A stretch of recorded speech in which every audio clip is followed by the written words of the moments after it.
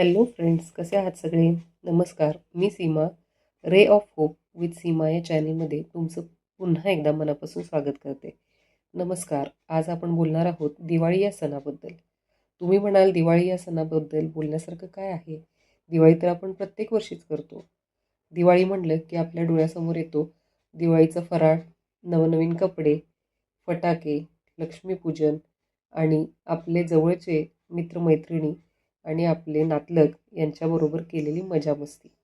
अगदी बरोबर आहे. दिवाळी म्हणजे एक असा सण आहे ज्यामध्ये आपण आपल्या मनाला पुन्हा एकदा रिस्टार्ट करीत असतो. रिस्टार्ट म्हणजे काय? आपण वर्षभर जे काम करतो त्यामध्ये आपल्याला खूप दमछाक झालेली असते. मनाने काही वेळेला आपण खचलेले असतो. आलेल्या अपयशामुळे, निराशेमुळे काही वेळेला आपल्याला दुःख झालेलं असतं. तर दिवाळी हा सण या दुःखांवर सावकाशपणे फुंकर घालायचं काम करतो. आपले जवळचे आपली या सणा दिवशी आपल्या आवडते आपले जवळचे मित्रमैत्रीण आपल्याला भेटतात, आपले नातेवाईक भेटतात. त्यामुळे आपल्या मनाला जो आनंद मिळतो तो आनंद कितीतरी मेडिटेशन केले तरीही कमी पडेल. त्यामुळे दिवाळी हा क्षण आणि दिवाळी हा सण मनाला आनंद देणारा आहे. तर ह्या दृष्टिकोनातून दिवाळीकडे यावर्षी आपण बघूयात. त्यासाठी दिवाळीची माहिती आणि दिवाळी या सणाबद्दलची तयारी याबाबत मी आज तुमच्याशी बोलणार आहे. दिवाळी म्हणजे काय? तर दिवाळी म्हणजे प्रकाशाचा अंधारावर विजय, चांगुलपणाचा वाईटावर विजय.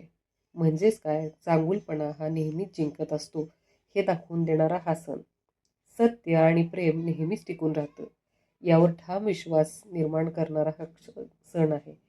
म्हणजेच आपल्या आयुष्यात ज्या वेळेला असत्य जास्त प्रमाणात निर्माण होतं किंवा प्रेमाची कुठेतरी कमतरता भासते त्यावेळेला ते पुन्हा एकदा आपल्याला मिळणार आहे आणि सत्याचा पुन्हा एकदा विजय होणार आहे हे दाखवून देणारा, याची आठवण करून देणारा सण म्हणजे दिवाळी. प्रत्येकाच्या आयुष्यातील अंधार, दुःख, भीती, नकारात्मकता या सर्वांवर प्रत्येकाच्याच आयुष्यातील अंधार, दुःख, भीती, नकारात्मकता या सर्वांवर विजय मिळवणारा प्रकाश, ज्ञान, श्रद्धा आणि आशा म्हणजे दिवाळी. दिवाळी या सणाचा धार्मिक अर्थ काय हा तर आपल्या सर्वांना माहिती आहे. तरी देखील मी थोडक्यात तो सांगते. तर प्रभू श्री रामचंद्र, सीता आणि लक्ष्मण 14 वर्षाच्या वनवासानंतर अयोध्येमध्ये परत आले. त्या निमित्ताने अयोध्यावासियांनी जो आनंद साजरा केला, अयोध्यावासियांनी दिवे लावून तो आनंद साजरा केला. दिवा म्हणजेच आनंद आणि विजयाचं प्रतीक आहे. दिवाळी दिवाळी हा शब्द दिवाळी असा नाही आहे बरं का. तो शब्द आहे दीपावली. आवली म्हणजे माळ, आवली म्हणजे रांग आणि दीप म्हणजे दिवा. दिव्यांची रांग म्हणजे दीपावली. दीपावली म्हणजे काय? तर महालक्ष्मी पूजन. तर महालक्ष्मी पूजन देखील आपल्याला एक वेगळ्या प्रकारची मनःशांती देऊन जाते. ते काय बरं? तर ती केवळ महालक्ष्मी ही केवळ आपल्याला संपत्तीच देत नाही, तर संतोष, शांती आणि सौंदर्यही देते. दिवाळी म्हणजे काय? तर पाडवा. दिवाळी म्हणजे पाडवा म्हणजेच नवीन सुरुवात. दिवाळी ही भारतीयांसाठी नववर्षाची सुरुवात मानली जाते. काही लोक या निमित्ताने नवीन खाते उघडतात, नवीन योजना करतात व जुन्या गोष्टींचा शेवट करतात.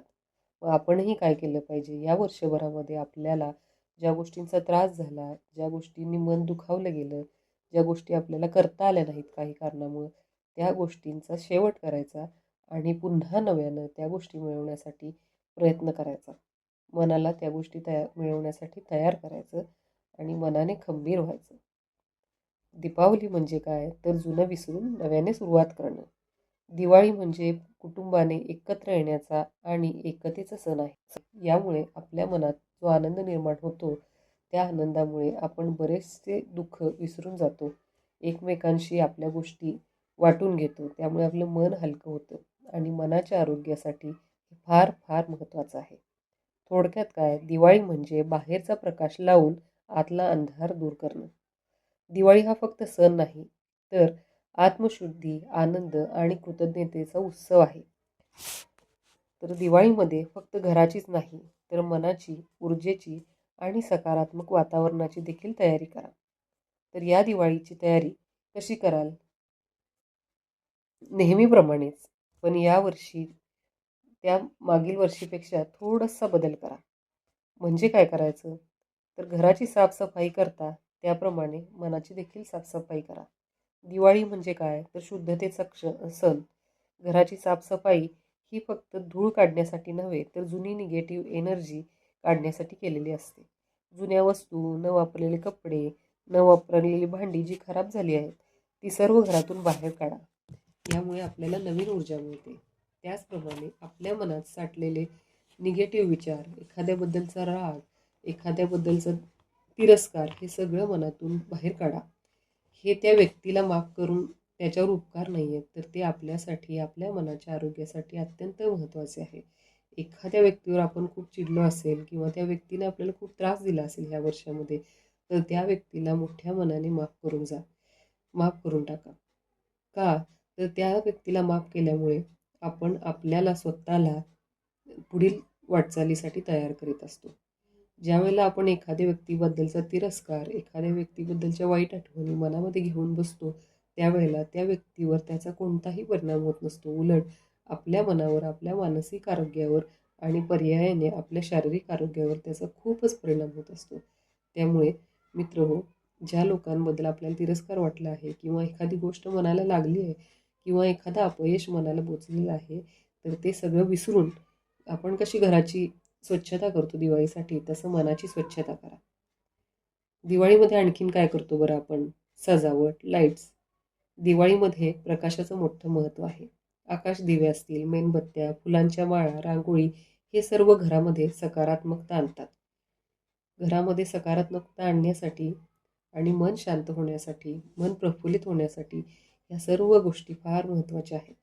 रांगोळी काढताना आपण बघा बरं, मनात किती आनंद असतो आपल्या.